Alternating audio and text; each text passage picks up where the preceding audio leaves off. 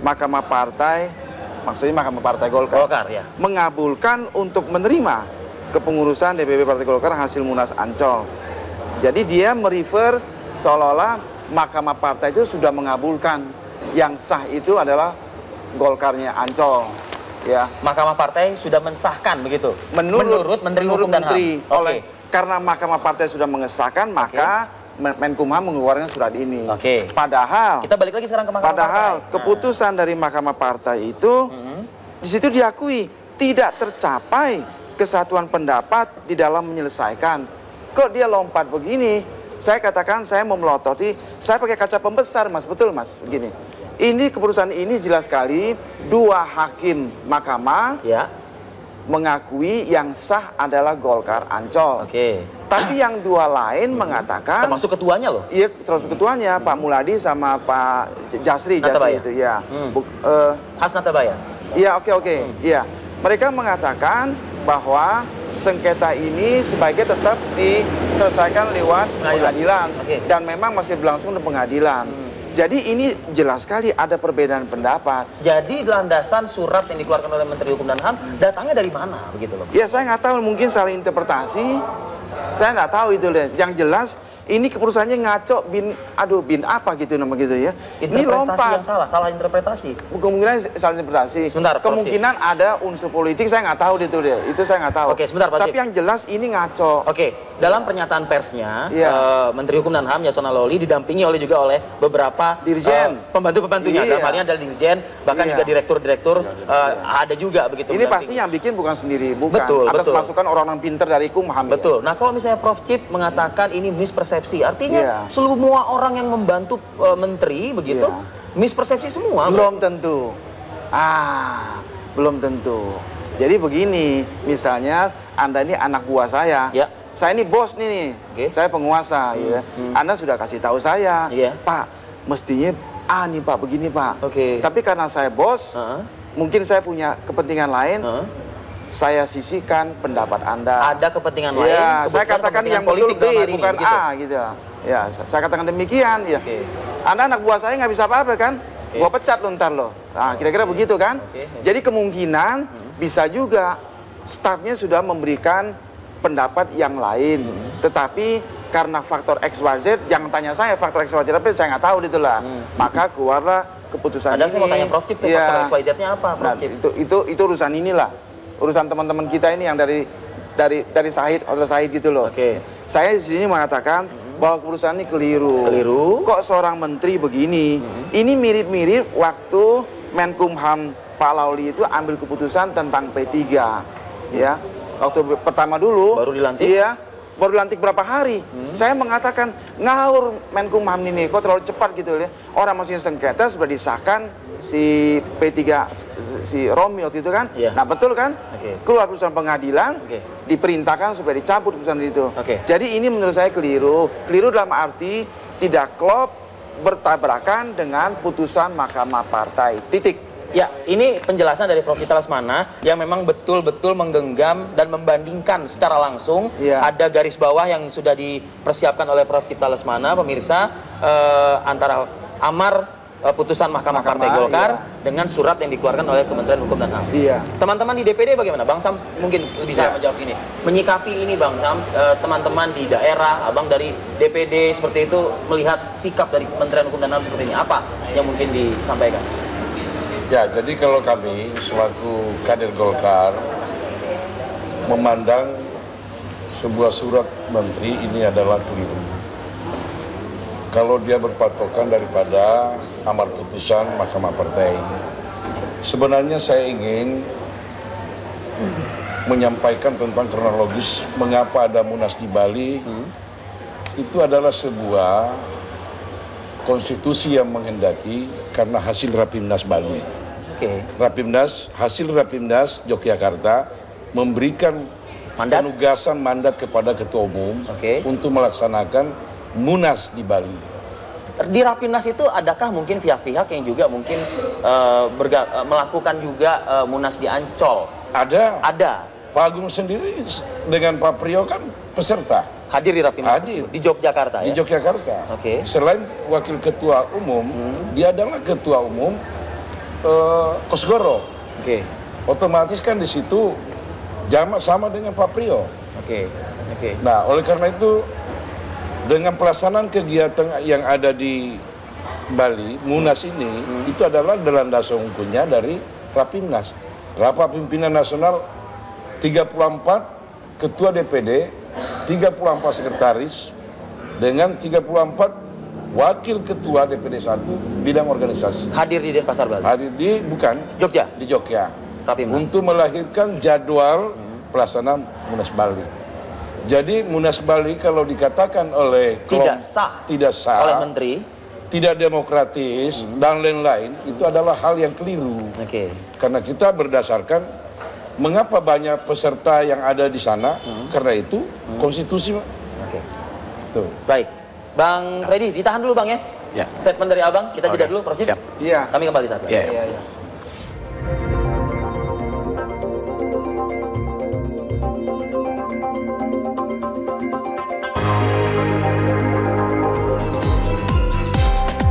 Saya ingin langsung ke Bang Freddy dari Bangka Belitung. Bang, apa yang janggal dari teman-teman di Bangka Belitung, pengurus Partai Golkar di Bangka Belitung, terkait dengan apa yang dikeluarkan, diputuskan, disikapi oleh Menteri Hukum dan HAM? Yang pertama, kami menilai keputusan atau penjelasan yang disampaikan kepada oleh Menkumham itu adalah keliru. Kenapa kami menganggap keliru? Karena keputusan atau penjelasan itu berdasarkan keputusan Mahkamah Partai. Jelas-jelas Mahkamah Partai. Sementara Mahkamah Partai itu tidak ada memutuskan seperti itu. Setelah kita buka beberapa lembaran, tidak ada yang memenangkan Ancol maupun memenangkan Bali. Artinya tidak ada. Semua itu nanti dikembalikan ke pengadilan. Silakan nanti diputuskan pengadilan. Nah, yang kedua, kami menganggap bahwa Munas Bali itu secara hukum itu jelas sah. Kenapa? Dilandasi dengan anggaran dasar dan anggaran rumah tangga. Secara demokrasi itu sudah juga sah. Kenapa? Dipilih oleh seluruh pengurus DPD 1 dan DPD 2 se-Indonesia. Yang sah. Yang sah artinya yang mereka sah adalah memegang tanda anggota. Anggota dan memegang mandat. Mandat yang sah. Nah, saya juga jadi bingung. Saya sependapat dengan Pak Prabowo selaku Ketua Umum Gerindra bahwa Munas Ancol itu Munas akal-akalan. Pesertanya itu dari mana? Saya juga bingung. Peserta tingkat 1 dari mana, tingkat 2 dari mana.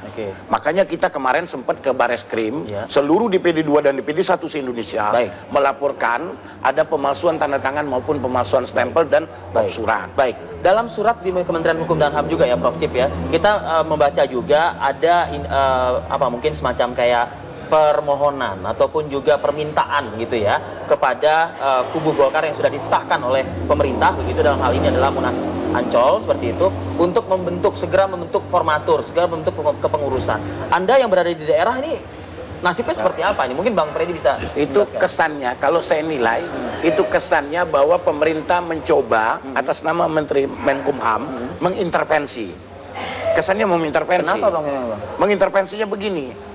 Saya tidak ada dalam aturan bahwa Menkumham memerintahkan partai politik untuk membentuk dan menyusun.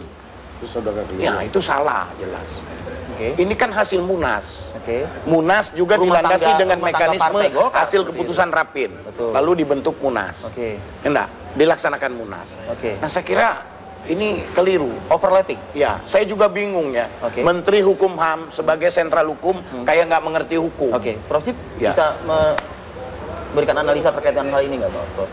Pertanyaannya apa? Itu, Prof. Ada domain yang menurut teman-teman di DPD, teman-teman di Golkar, tidak seharusnya dilakukan. Gitu. Menurut Undang-Undang Partai Politik, saya lupa pasalnya, politik, memang kewenangan dan kewajiban nyusun, membentuk Menkumham mengesahkan susunan partai politik, dengan catatan kalau tidak ada konflik. Di pasal yang lain dikatakan kalau terjadi konflik internal, maka konflik itu harus diselesaikan secara internal dulu. Menkumham tidak akan melakukan tindakan apapun, gitu loh. Nah, Menkumham mungkin melihat bahwa ini sudah diselesaikan oleh Mahkamah Partai Golkar, dan meskipun tadi Prof. Cip mengatakan lagi-lagi ini dasarnya bukan Mahkamah Partai yang kalau kemungkinan salah interpretasi. surat ini dasarnya Mahkamah Partai, ya. Tapi di Mahkamah Partai jelas sekali kata-kata itu terjadi perbedaan pendapat. Kan yang hadir 4. Ini gara-gara satu nggak hadir sih. Iya, menjadi duta besar. Duta besar. Masih duta besar kan, Pak Abdul Rahman gitu ya. Kan mestinya kalau majelis hakim, termasuk di tempat saya universitas, kalau ujian S1, S2, S3, pengujinya selalu ganjil jumlahnya. Tidak bisa genap. Nah, biasanya kalau majelis hakim itu tok, misalnya 3/2. 3 menolak atau 3 menerima, terus di situ ditulis ada dissenting opinion. Nah, di sini kan 4 hakim ini jelas, yang 2 mengakui bahwa Golkar Ancol itu yang sah. Tapi yang 2 tidak mengatakan demikian, yang 2 mengatakan supaya tidak tercapai dan supaya diselesaikan lewat pengadilan tetap. Kok tiba-tiba interpretasi oleh Kumham ini bahwa Mahkamah Partai sudah mengakui Ancol sebagai pengurus yang sah. Nah, itu yang menurut saya keliru fatal sekali. Kenapa Bang Sam? Ya, saya tambahkan. Silakan. Jadi putusan Mahkamah Partai itu sebenarnya Pak Andi Matalata dengan Jasmaring itu hanya berpendapat, bukan putusan. Pendapatnya dia bahwa Munas Ancol itu adalah yang sah. Menurut Bang Sam yang memutuskan itu adalah haknya ketua kan? Ketua. Ya, di mana-mana itu ketua. Jadi Pak Muladi ini Panatabaya, amar putusan itu yang sesungguhnya yang kita baca, pelajari, itu menyarankan kedua belah pihak agar menempuh satu islah, yang kedua adalah jalur hukum, jalur pengadilan. Nah, kalau ini pendapat Andi Matalata dengan Jasmaring sebagai anggota Mahkamah Partai yang dijadikan dasar pemikiran oleh Menteri Hukum dan HAM untuk menerbitkan surat, sangat-sangat keliru. Kemudian saya menambahkan bahwa surat yang dikeluarkan oleh Menteri Hukum dan HAM ini sama sekali tidak mengkoordinasikan atasannya, mungkin juga bawahannya. Atasannya ini adalah Pak Presiden Joko Widodo. Dan hal seperti ini, anak buah Joko Widodo selaku menteri, ini adalah reputasi Joko Widodo di lembaga pemerintahan hukum, itu membuat beliau track rekornya jatuh. Merugikan lah misalnya. Merugikan, sama sekali. Baik, Prof. Cip, endingnya ini akan kemana, Prof. Cip? Apakah memang ini akan terus terus menggunakan kacamata kuda begitu pemerintah ini, dalam halnya adalah Menteri Hukum dan HAM, atau mungkin akan mempertimbangkan mekanisme yang sudah ditempuh oleh teman-teman ini, ada ke jalur Bareskrim, Polri, ada juga ke jalur PT UN seperti itu. Saya kurang tahu mengenai jalur Bareskrim. Tapi menurut saya kalau begini ya nggak ada jalan lain, jalur hukum. Jalur hukum. Ya. Jadi bahwa Menkumham di PT harus menunda dong, harus mengeluarkan surat. Iya, mesti ditunda. Iya. Bahwa menteri di PT UN kan menurut saya sudah tepat. Ya. Kita sebagai negara hukum ya mau nggak mau harus tunggu putusan dari PT UN. Anda sepakat bila mana menteri mengeluarkan surat lagi begitu? Enggak, kalau menurut saya kalau sudah ada gugatan ke PT UN, ini sementara ditunda dulu. Tapi Pak Menteri kan menunggu nih dari kubu Munas Ancol, serahkan kan kepengurusannya tadi itu begitu. Waktu ini keluar, kan belum ada PT UN, belum kan? Setelah di PT UN kan, menurut saya Menteri akan nunggu juga. Katakan misalnya Agung Laksono mengajukan susunan DPP, saya yakin tidak akan disahkan. Dia akan tunda dulu. Sebab ini nanti bunuh diri yang kedua lagi loh. Kalau misalnya disahkan? Kalau misalnya disahkan? Iya, lebih salah lagi menurut saya. Ini lemah ini, putusannya lemah sekali. Putusan ini bertabrakan dengan putusan Mahkamah Partai. Sudah tahu lama kenapa mesti dikeluarin? Ya inilah, jadi politik. Saya sejak awal mengatakan instansi atau kementerian pemerintah di bidang penegakan hukum jangan diserahkan kepada orang partai politik. Ini contoh konkret gitu ya. Kan bukan rahasia lagi, Pak Lauli ini kan ex-PDIP ya. Kemudian lagi Timur Jaksa Agung lagi. Dari dulu bukan hanya Cipta Lesmana. Sebelumnya juga kan ada Pak Amir Samsudin dari Demokrat. Nah, Pak Amir juga sering dikritik waktu itu mengenai remisi macam-macam. Jadi ada baiknya mesti profesional yang jadi Menteri Kumham, yang jadi Jaksa Agung, semua profesional. Biar tidak blunder lagi gitu. Iya, biar supaya mereka ini ya netral begitu loh, ya. Semua mengayomi semua kekuatan begitu. Iya. Kalau misalnya yang duduk adalah politisi atau dikatakan dia kan bukan politisi lagi, ya. Sudah sekian lama politisi, mana bisa langsung dibuang gitu kan. Nah, dicurigai, dikhawatirkan nanti ada faktor XYZ itu. Berarti semakin banyak dong boneka Kepentingan partainya. begitu. Begitu. Apanya? Semakin banyak dong berarti boneka partainya. Ya bisa jadi. Oke. Iya, Baik, Prof. Cipta Lesmana, terima kasih atas waktunya berbagi informasi di Apa Kabar Indonesia. Bang Samsudin Manja juga Bang Freddy Effendi, terima kasih. Salam kami buat rekan-rekan semua. Harapannya ini bisa terkonsiliasi dengan baik begitu ya, Prof. Cip. Dan juga ini kita di depan ini sudah ada pemilu-pemilu kada begitu, artinya. Ya, ini balapan dengan waktu juga. Waktu kita sudah habis, Bang Sam. Sedikit aja mungkin. Sedikit. Ya, singkat. Jadi saya mengimbau kepada teman-teman Golkar, silakan. pendukung Munas Bali dengan Bapak Abu Rizal Bakri. Harap tenang dan jangan terprovokasi, dan kita komitmen bahwa Munas Bali itu adalah kegiatan konstitusi organisasi. Terima kasih. Terima kasih Bapak-Bapak sudah hadir di Apa Kabar Indonesia. Kami akan kembali saat lagi, dan ada satu informasi penting juga yang perlu Anda ketahui, bicara soal makanan yang biasa mungkin Anda nikmati begitu bersama dengan rekan-rekan dan juga keluarga. Kikil berformalin. Seperti apa, kami akan tunjukkan dampaknya buat Anda sesaat lagi.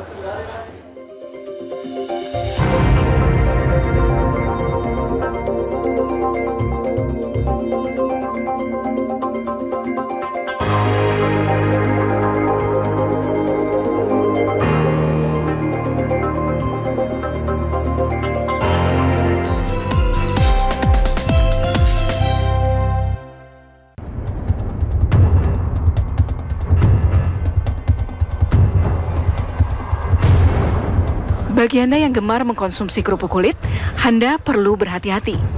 Rabu sore lalu, polisi menggerebek 6 unit industri rumahan pembuat kerupuk kulit di kawasan Kompleks Kopti, Kalideres, Jakarta Barat. Dalam penggerebekan tersebut, polisi dan pihak Badan POM menemukan sejumlah jerigen berisi zat kimia. Polisi dan pihak Badan POM menduga pemilik usaha menggunakan zat berbahaya formalin dalam olahan kerupuk kulit berbahan dasar kulit sapi tersebut. Selain 14 orang yang diringkus dalam penggerebekan itu, polisi juga menyita 5 kg kikil sebagai barang bukti. Sampel kikil kulit sapi beserta bahan campuran lainnya kemudian dibawa ke laboratorium untuk diperiksa lebih lanjut.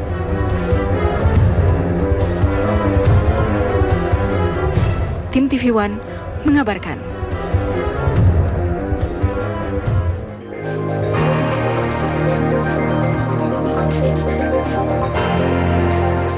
Berawal dari kabar yang tadi baru saja kami sampaikan, maka pagi ini sengaja menggotong mobil Badan POM. Pak Roy, mohon izin pinjam dulu ini mobilnya. Kenapa kami gotong ke sini? Karena ingin melihat proses bahan-bahan dan makanan apa saja yang mungkin mengandung formalin. Kalau tadi sudah ada Mbak Iliana juga. Selamat pagi Mbak. Pagi. Oke, Mbak Iliana dari YLKI. Saya ingin tahu dulu nih Pak, kalau misalnya tadi ada kikil berformalin, ini berdasarkan laporan masyarakat gitu Pak. Kalau formalin bisa masuk ke tubuh kita, apa bahayanya? Itu dulu. Wah, luar biasa ini. Bisa menyebabkan kanker dan yang jelas merusak seluruh organ vital. Kalau dalam berapa miligram masuk itu? Ya, ini sedikit pun bisa menyebabkan kanker kalau itu terus-menerus. Apa saja? Hati, ginjal, jantung, otak, sistem saraf, pankreas, dan banyak sekali. Dan itu sangat fatal buat manusia.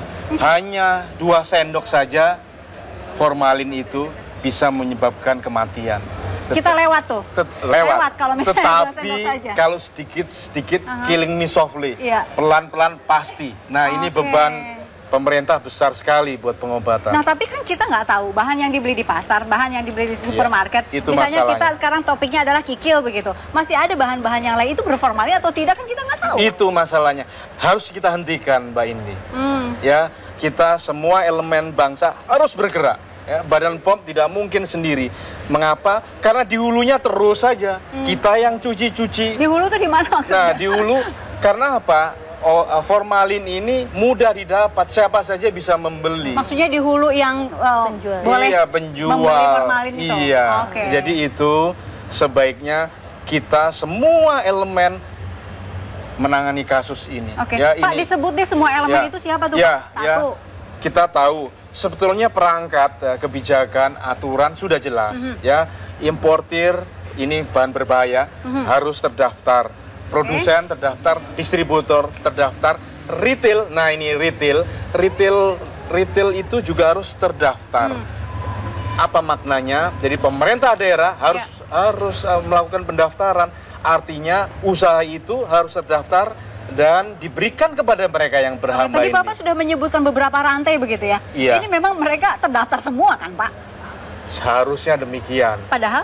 Nah, kenyataannya belum. Maka itu kami Menteri Dalam Negeri, Kepala Badan POM ada peraturan bersama dan ada surat edaran Menteri Dalam Negeri akhir tahun baru saja untuk ke seluruh gubernur, bupati, wali kota agar ini ditangani penyalahgunaan bahan berbahaya ini. Baik, ini ada rekan saya Arif Fadil, ini penyuka kikil itu sebetulnya Pak. Kalau di masakan Padang itu ya, kikil itu salah satu yang ini orang menjadi... Padang datang nih. Apa kabar? Saya terganggu. Apa kabar? Terganggu. Apa kabar Ibu? Terganggu. Maksud terganggu apa ini? Terganggu. Saya biasanya Pak kalau sate Padang Pak. Bapak pernah juga makan sate Padang? Oh jelas. Itu biasanya tuh minta 1 piring lagi tambahan Pak. Kerupuk kulit disiram sama kuah sate Padangnya. Itu kan nikmat banget Pak. Glek. Tapi kalau Bapak tadi bilang katanya ada kanker, terus ada apa lagi?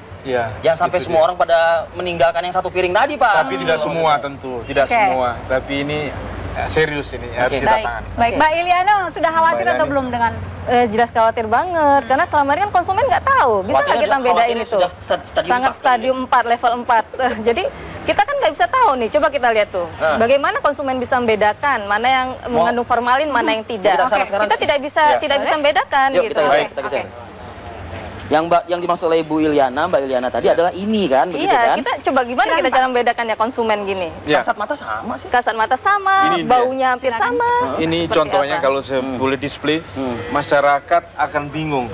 Ini hasil akhirnya yang dijual berformalin dan ini tanpa formalin. Apakah bedanya? Sulit, ya sulit. Tetapi kalau kita lihat, mengandung formalin tampak lebih segar ya Pak? Ini lebih transparan kalau saya lihat lebih transparan. Coba bandingkan yang tanpa formalin. Ini genuine ya. Tapi ini berlendir, ini tidak. Ini berlendir.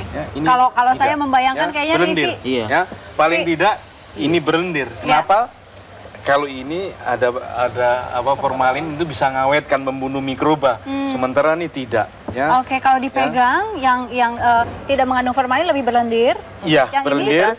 Ini tidak kesat ya. Karena mikroba tidak tumbuh, maka itu awet ini. Berapa hari juga kalau ini dibeli di supermarket, ini dibekukan, dibekukan. Jadi berlendir karena ada belum tentu kolagen juga. Mbak Iliana kalau misalnya beli gitu bahan makanan ini seperti ini gitu, dilihat dibandingkan nggak? Oh ini berformalin, oh ini enggak, oh ini berlendir, ini enggak gitu. Iya, biasanya kita nggak tahu gitu. Apalagi kalau misalnya masyarakat gitu kan, itu kan udah sama aja. Nah informasinya ini yang kita nggak dapet gitu loh. Gimana kita bedakannya gitu? Gimana kita membedakan yang segar dengan yang sudah mengandung formalin, sudah mengandung pewarna rodamin B gitu? Itu bagaimanapun dengan tes lab itu yang pertama. Kemudian yang kedua dampaknya kan nggak segera. Nah itu yang kadang-kadang membuat masyarakat kurang aware. Tadi gitu kata Pak Roy sih killing me softly. Iya, pelan-pelan pasti. Silent killer. Jadi gitu. maknanya apa? Tidak bisa membiarkan masyarakat, oh ini ciri-ciri, tidak bisa. Kita, pemerintah dan semua pelaku usaha harus bersama-sama tanggung jawab mereka. Ini tidak bisa dibiarkan masyarakat terpapar seperti ini. Penjelasan Pak Roy tadi kan kita sudah dengar juga begitu. Tapi saya ingin mendapat juga suara dari Mbak Iliana. Mbak, stakeholder tadi disebutkan oleh Pak Roy. Kalau lebih dominan pengawasan yang lemah itu di stakeholder yang mana ini? Kalau kita ke penegakan hukum, karena selama ini apa sih yang kita dengar dari penegakan hukumnya? Karena di Undang-Undang Pangan Nomor 18 2012 jelas ya, sanksinya itu penjara sampai 5 tahun dan denda sampai 10 miliar. Itu pasal 136. Jalan nggak tuh? Nah itu kita nggak tahu begitu sampai kalau bicara soal penindakan hukum kan berarti dihilir begitu. Nah hulunya harusnya sudah mulai juga harusnya penegakan hukum karena sudah ada komitmen bersama di antara pemerintah untuk mengawasi peredaran bahan berbahaya ini. Seperti formalin, kenapa bisa pedagang bisa dapat formalin? Itu kan mata rantainya harus diputus. Padahal itu pedagang pasar biasa begitu ya, kok bisa dapat? Harusnya kan untuk peredaran penjualan gitu rodamin yang tadi disebut oleh Mbak Iliana juga begitu. Itu sah nggak sih sebetulnya? Ya tidak sah, itu melanggar hukum kriminal. Karena diperuntukkan untuk hal yang lain, beda. Peruntukannya berbeda gitu loh, untuk pengawetan mayat gitu, untuk yang lainnya. Nah, itu yang mata rantainya tidak diputus, di hilirnya juga bermasalah penegakan hukumnya gitu. Jadi itu saya tambahkan penegakan hukum 5 tahun catatan Badan POM. Untuk 5 tahun terakhir ini paling tinggi 10 bulan masa percobaan 1 tahun saja. Untuk makanan. Padahal bahayanya luar biasa. Ya, tadi ancamannya dendanya tidak ada lagi. Kan 5 tahun. Mereka ini kan sama juga membunuh orang. Ya? Itu dia. Mengapa dianggap tindak pidana ringan? Itu masalahnya. Baik. Oke, tadi ada pernyataan Pak Roy juga pemirsa bahwa ini disebut katanya tidak mengandung formalin. Itu mengandung formalin gitu. Percaya nggak? Nggak percaya, Pak. Nah, gimana supaya Riri percaya? Pak, kita uji saja. Ya. Diujinya nanti setelah jeda berikut kami kembali.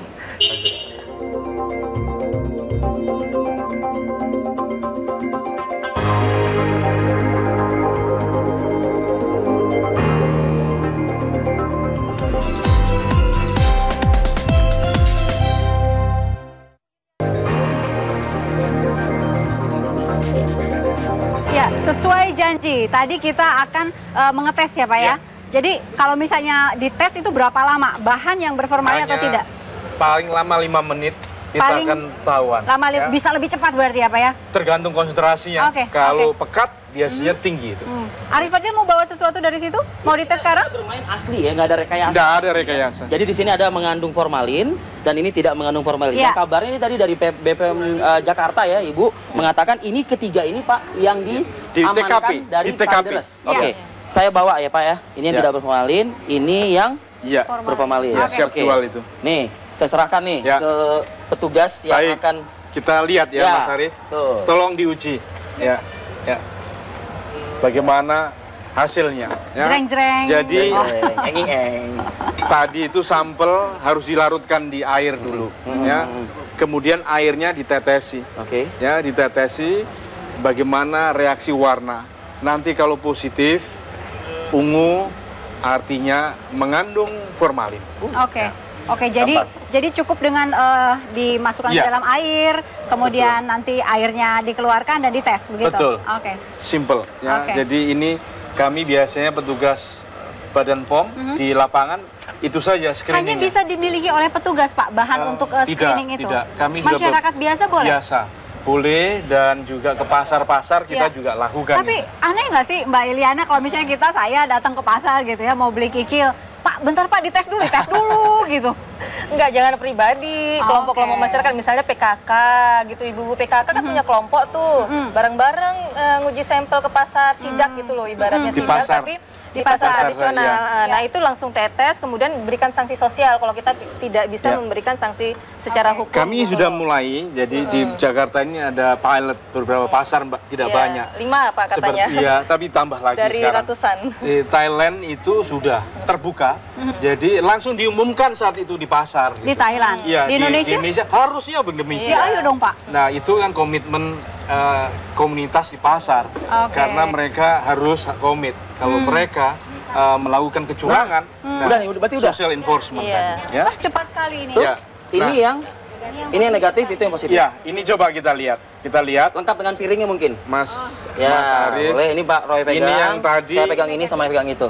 Ya, nah. Boleh, itu. Bu? Mungkin Bu. Tolong, Bu. Oke. Nah, jadi ini yang negatif. Ini yang positif. Ya. Artinya apa? Masyarakat juga tidak tahu, Mas. Apa bedanya? Ini serupa tapi tidak sama loh. Tidak. Jadi ini tidak sesimpel memberikan tip-tip sederhana. Tetapi biasanya kalau dipegang ini berendir dan ini tidak berendir. Hanya dari situ saja atau ada indikasi lain?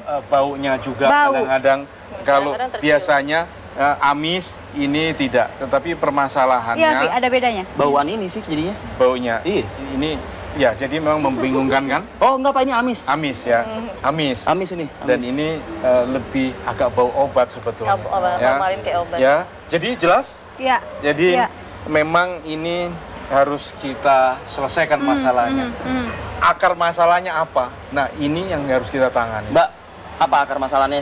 Penyelesaiannya bagaimana? Ya, kita kan sebenarnya kan punya beberapa sanksi ya. Nah, bagi konsumen tuh yang paling penting itu, kalau misalnya bagi pemerintah, tentu ada sanksi hukum yang jelas sehingga ada efek jera. Kalau cuma 1 bulan, kemudian 100.000 bisa keluar, lah itu nggak ada efek jerahnya bagi pelaku usaha gitu. Nah, bagi masyarakat sendiri, kita juga pengen gitu ada informasi yang jelas. Informasinya itu bisa nggak Pak declare? Misalnya tidak pakai formalin, kami tidak pakai formalin itu gitu loh. Sulit juga, tergantung mereka nanti mereka berbohong. Sebetulnya kalau kami ada 3 subsistem. Satu pemerintah. Pemerintah tidak hanya Badan POM, tetapi juga pemerintah daerah. Jadi ini permasalahannya dari hasil pengawasan kami, 95% itu ada di bahan bakunya atau pangan siap saji, hanya 5% adalah pangan olahan. Jadi ini jelas bahwa kita di hulu pemerintah daerah, pasar ini masalahnya juga. Karena industri-industri kecil di pangan olahan membeli di pasar juga, sumbernya di pasar. Ini harus kita tangani pasar, Mbak. Termasuk ini juga Pak, informasi Pak, kita pengennya ada banner juga di pasar yang mengatakan bahwa tidak boleh mengandung bahan berbahaya, sanksinya seperti apa? Seperti buang sampah sembarangan itu loh Pak. Ada spanduk, informasi, banner gitu. Baik, Bapak, Pak Roy dan juga Mbak Iliana, ini kembali lagi kita harus jaga diri sendiri juga gitu ya. Harus hati-hati, tapi juga di hulunya ini nih yang masyarakat tidak bisa jangkau. Jadi menurut saya tidak hanya regulasi, pengawasan, ada satu lagi pembinaan. Lemah sekali pembinaan ini. Jadi tidak bisa dia dikejar-kejar tanpa ada pembinaan. Baik Pak Roy. Pak Roy, terima kasih Pak Roy. Mbak Iliana, terima kasih. Kami kembali saat lagi.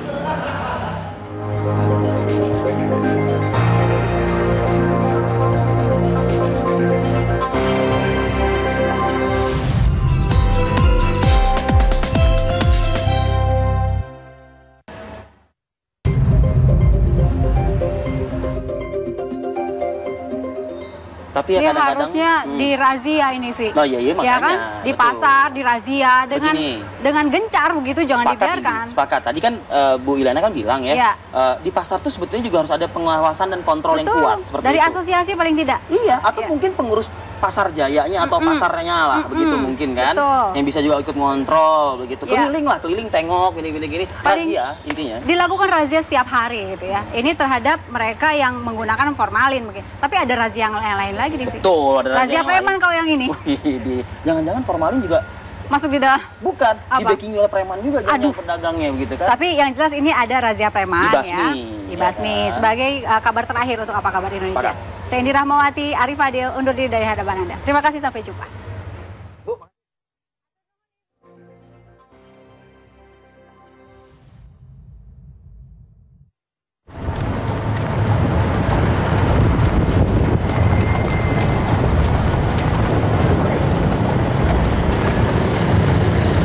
Saat melakukan razia preman di dekat bioskop Grand, anggota Polsek Senen Jakarta Pusat berusaha mengejar seorang pria yang dicurigai sebagai preman.